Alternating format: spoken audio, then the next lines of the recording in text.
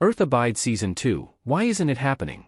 Given that tonight marks the finale of Earth Abides on MGM+, this feels like as perfect a time as any to discuss a Season 2. Or, to be more specific, why there is almost certainly not going to be one.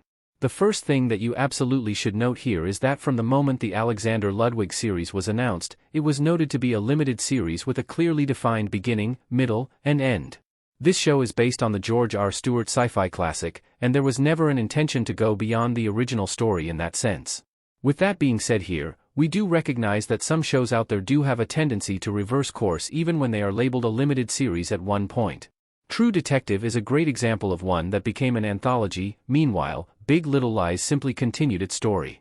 You could argue that either one of these routes is possible long-term with Earth Abides, but there are a couple of problems with that.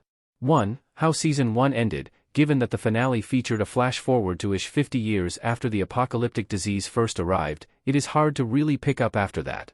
Could you circle in on some of the time we didn't see on screen? In theory sure, but we'd already know he lived. The dramatic tension is gone. 2. What would the point of an anthology be?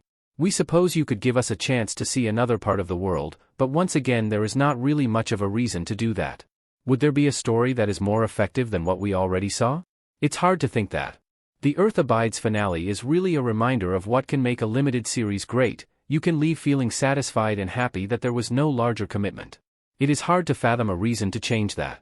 Are you glad that a show like Earth Abides existed in the first place? Share right now in the comments.